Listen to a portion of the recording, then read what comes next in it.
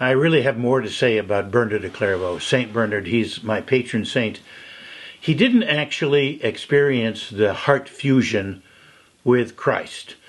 However, he was focused on marital union with God, with Christ, to be the bride of Christ as persons and as the church. That was his major theme. And listen to what he said, because he did have some tremendous unitive experiences with Christ. Here's one example from his writing. His writing was actually not translated into English until the 70s, 1970s. You ask then how I knew he was present, when his ways can in no way be traced.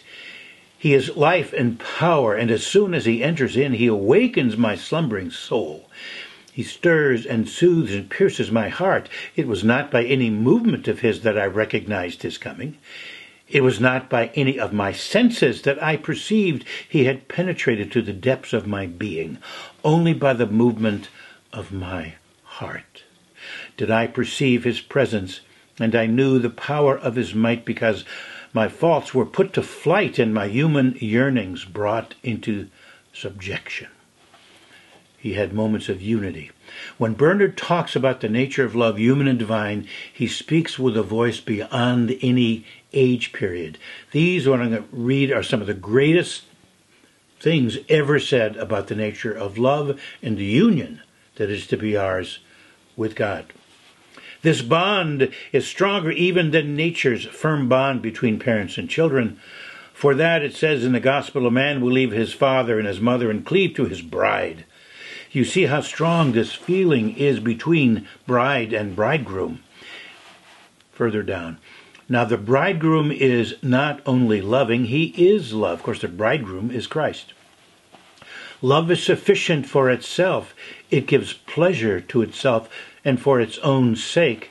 It is its own merit, its own reward. Love needs no cause beyond itself, nor does it demand fruits. It is its own purpose. I love because I love. I love that I may love. Love is a great reality, and if it returns to its beginning and goes back to its origin, seeking its source again, it will always draw afresh from it, and thereby flow freely, which is this three-dimensional love being received, shared, and given back. Love is not the only one of the motions of the soul, of its senses and affections, in which the creature can respond, or love is the only, the way that the creature can truly respond to its Creator, even if not as an equal, and repay his favor in some similar way. Now you see how different love is, for when God loves, he desires nothing but to be loved, since he loves us for no other reason than to be loved. For he knows that those who love him are blessed in their very love. There is no reward greater than love itself. Pure love has no self-interest. Pure love does not gain strength through expectation, nor is it weakened by distrust. This is the love of the bride, for this is the bride, with all that means. Further down, the stream, of love does not flow equally from her who loves and from him who is love. The soul and the word, the bride and the bridegroom, the creator and the creature, any more than a thirsty man can be compared to a fountain. Will the bride's vow perish then because of this?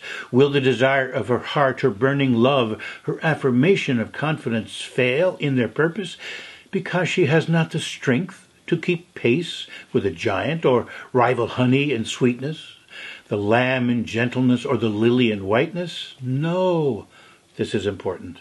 Although the creature loves less, being a lesser being, yet if it loves with its whole heart, nothing is lacking, for it has given all. Such is marriage. For a soul cannot love like this and not be beloved. Complete and perfect marriage consists in the exchange of love. It's this perfect self-giving. That's what's coming. And this is what Bernard set in motion, as we shall see, with these next group of women saints. Stay tuned.